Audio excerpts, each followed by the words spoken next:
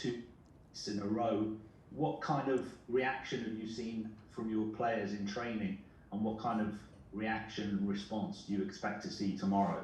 Well, not much, because we did not train a lot. Yesterday was a day we used for recovery, and today the guys who played and traveled in played 90 minutes in Turin did not do a lot today, so business as usual. I know it's always about reactions and talking about reactions and what we demand. We always demand the very best from us, no matter if we lost or won before. Nobody likes to lose, and the opposite, we hate to lose. And but we looked it up. We lost against Arsenal, and after that in Wembley, 2 matches also in last season, and then we came back strong against Leicester.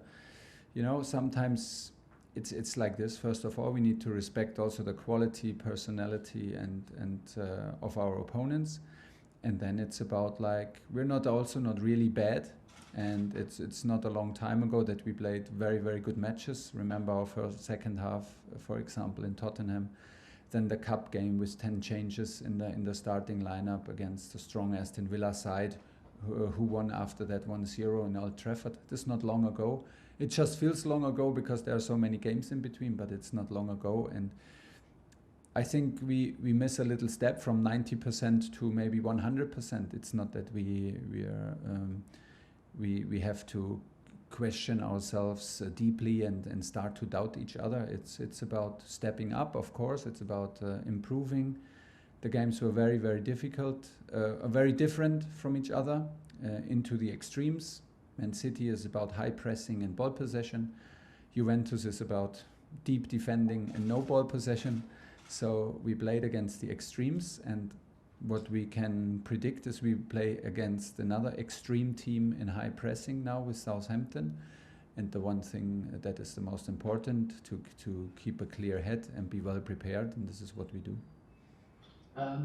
Ralph Hasenhüttl was speaking very warmly about you yesterday. He said you're good friends and you've known each other for a long time. Yeah.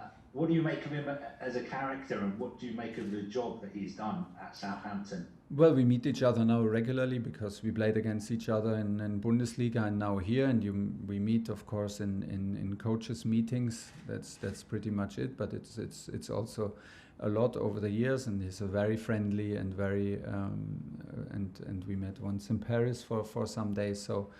Very nice guy, very humble, very, very entertaining, also very funny guy. And well, the teams he trained have also always the same philosophy. It's high intensity, it's very aggressive, it's about ball recoveries, and this is it, and this on a very high level. So they have a very fast team, a very aggressive team. They have good results against both Manchester teams, and so this is what we are expecting. Good coach, good team, and a nice guy, but that does not count for 90 minutes. Can I just ask you some injury news as well? Because Mason Mount and Reece James were both included in the England squad yesterday. Was that done with your blessing? Does that mean that they are fit to play this weekend?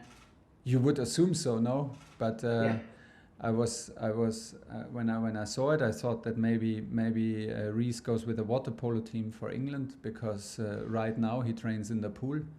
So I was a bit surprised, but I understood that he was selected for the football team. So this will not happen, because Reece is training in the pool right now. So my understanding, my last information is that he will not go. So can only be a misunderstanding, nothing else. And for Mason, of course, Mason is in the squad. Mason is back. It was not a long injury, it was a minor injury, and we're happy that he's back. And then it's obviously a given that he's nominated, and he's happy to be nominated, and will give everything to do his best for his England squad. Do you think it was the right decision for Ben Chilwell not to be in the squad at this stage of the season? For him personally? Yeah. No, it would be nice to be selected. He's happy to play for England. He's proud to play for England. He has the quality to play for England. He had a bit of a rough start, was a bit unlucky, and he has his own story, like every player has his individual story. And this is it, but I can understand that he has to, and for sure Chile understands that he has to earn it, and he needs to earn it with minutes, and he did not have too many minutes, so we can understand why he's not selected. It's not a big drama. I think he can accept, and there's no need to worry about it. Once he plays more minutes for us and plays with quality, he will have the chance to be selected again. But it's one step after another. Last one. Yeah, just final one from me, Thomas. Just on Tony Livramento, he's been playing so well for Southampton.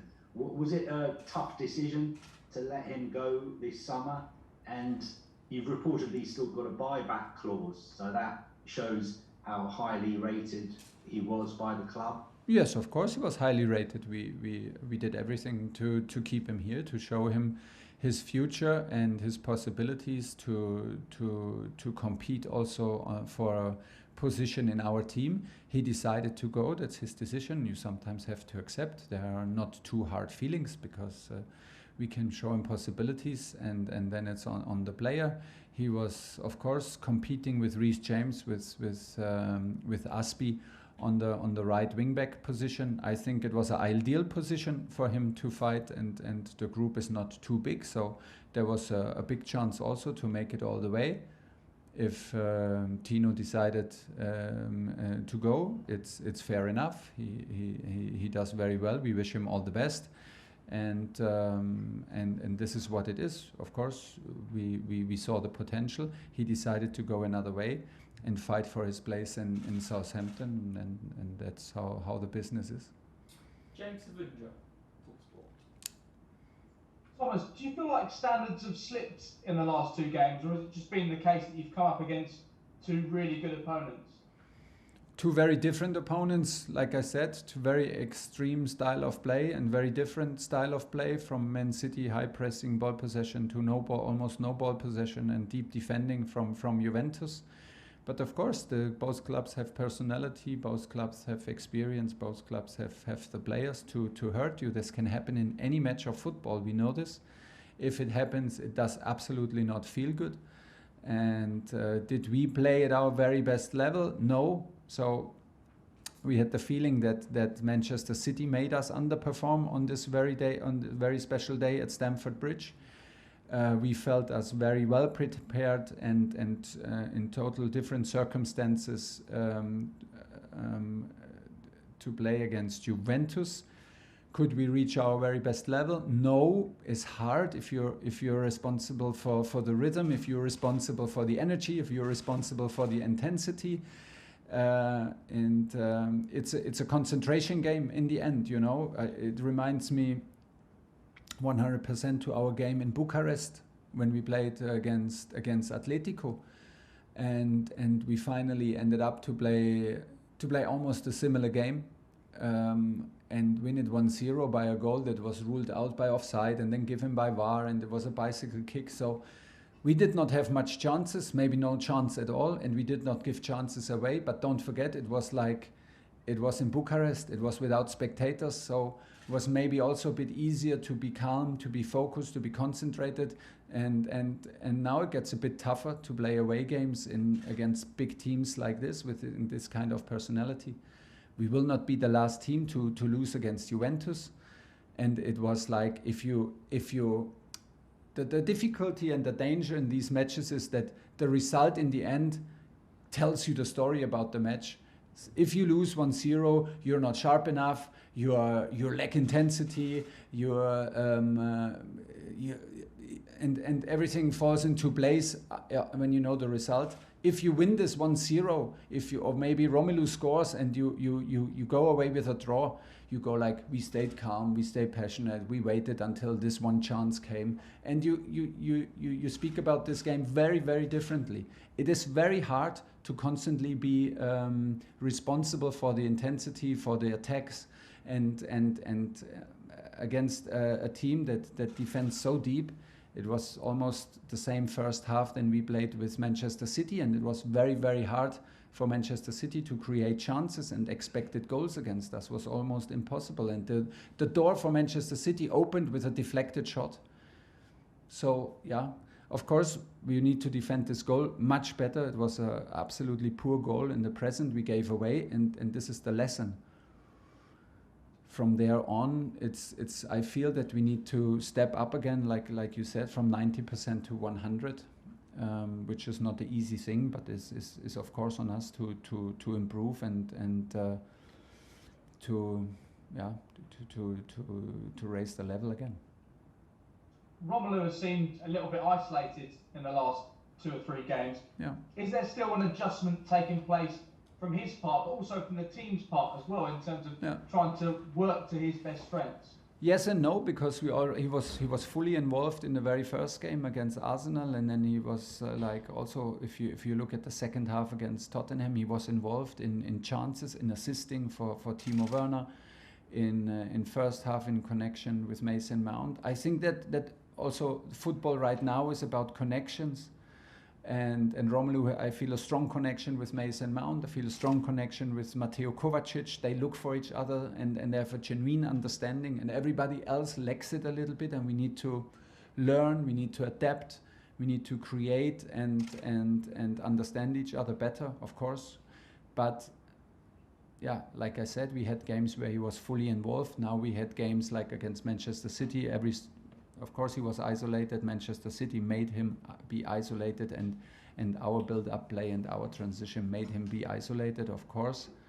There will always be matches like this in Juve, where there is no place to go, there is no place to be involved. Sometimes these games exist, so this is maybe not the reference game for link-up play. You know, we would talk maybe totally different if he would have scored in the 80-something minute. It's normally a chance that he normally scores for us, and then he would be again the decisive player. So yeah, it's right and it's right and nothing major to worry about, but we are aware of it. John Southall, 5 Live. Hi Thomas, just one on Reece James. Are you slightly surprised that nobody from the England squad was in touch with you before? No, it's normal. It's normal. Imagine if every national coach calls the coach, and I'm very bad in answering calls anyway, so nobody could reach me, and then they go mad at me and be angry. So it's better, but of course the club is in touch, and Petr Cech sorted these things out. This can happen. How significant a factor has it been that Mason Mount has missed the last 2 games and you've lost both games? Is it a big contributing factor, that? Yeah, but we need to be careful. We took him out at halftime because he had a bit of a rough halftime at Tottenham, and everybody was so highly speaking about us in the second half, and he was not on the pitch, and suddenly he's missing, and now it's not on single players. Of course we want to have Mason, and of course we know how an energy he gives, and of course we miss him, but we cannot start reducing our performances on looking at the players who are missing. Do we miss NG? Yeah, of course, every team in the world misses N'Golo Kante. Do we miss Mason if he is on his best level? Of course, that's why he plays for us. That's why he's a tough player. Do we miss Reece James? Yes, of course. And still, there would be a selection to take, and we could only start with 11 players against Juve, and maybe we would have started without Mason, but then we have him from the bench. Do we miss Christian Pulisic? Of course we miss sprints and intensity. But it needs to be on the best level then, and it needs to be a good fit. So we have a squad, and we have the duty as a coach to find solution, and it's possible to win games without Mason Mount, and hopefully he knows that with how much respect and how much I love him and I want him to be in the team. But if he is injured, we need to win games without him, and it's exactly the same with N'Golo and Christian Pulisic and Reece James. I'm sure he does. You said the players look mentally and physically tired in midweek. Is that slightly concerning at this stage of the season? Yeah, but also logical. Maybe everybody feels like this if you play so much and play for national teams and have all the traveling. It feels a little bit like this. It does not mean that I'm absolutely right, but it feels a little bit that we carry a bit of weight on our shoulders mentally, or like from our own expectations, or you name it. Can be.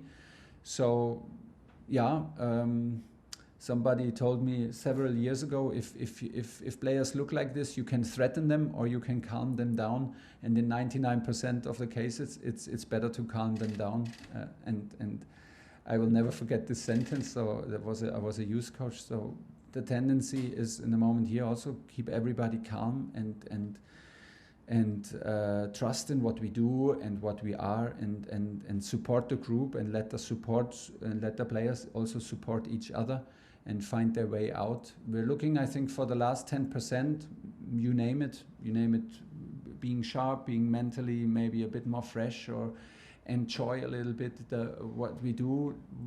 But it's hard to enjoy games against Juventus. This is what they do to you, and this is like, and we're not the first team to experience it, and maybe not the first English team to experience it in Italy and in against Juventus. This is what they do, and sometimes you suffer mentally in these games because things don't go so fast like we want to have them happen. So it's what I want to say is we should focus on the solutions, not too much on the problems, because the problems are not too big. The results are not what we expect, and still is we still have trust in ourselves, and we have all reason. Last question in the broadcast section, Adam Cotier. Hi Thomas, you mentioned Southampton's high press and the way they play. Obviously they haven't won yet this season. How do you counteract that? What sort of things will you be looking for from your players when you're up against Southampton? I will not tell you. We have developed some ideas and some solutions, of course, to deal with this high pressure. So in general, you need to be absolutely aware of it. You don't have time to think when you're on the ball. We need to anticipate situations. We need to be very, very good in timing and distances of our passing if we want to escape high pressure in our own half. Of course, you have there are various possibilities. Can also be a possibility to use long balls and to escape high pressing. So, but then you need to have a good positioning before. Cannot talk about it now in details, but the most important is that we are aware, and we don't judge teams by their names or by their ranking or by their previous results, but we talk about what we see and their behavior, and we need to be aware, like I said, of an aggressive and intense team in our half. And just finally, on your team, you've had 10 different goal scorers. You've scored 12 goals in the Premier League. What does it say about your team? You're not relying on just one or two players, are you, for your goals? In the moment, which is maybe a good thing. In the end, we want also to rely on guys who constantly score. So you want to always have everything. So hopefully we find Romelu and our other strikers more often, that they bring them into chances. And this is what we are up to create chances, to attack, no matter where on the pitch, no matter if we have the ball or our opponent have the ball. So we raised our intensity against the ball in the opponent's half against Juventus, which was a very good thing. We have a lot of high ball recoveries from a very good counter pressing. Unfortunately, we could not take advantage of. Unfortunately, we missed opportunities to create chances out of high ball wins, because there were a lot. This was part of the game where we wanted to improve, and we want to also to have the answer to the pressing from Southampton with counter pressing, and to give them a taste of their medicine also, because it's also part of our game.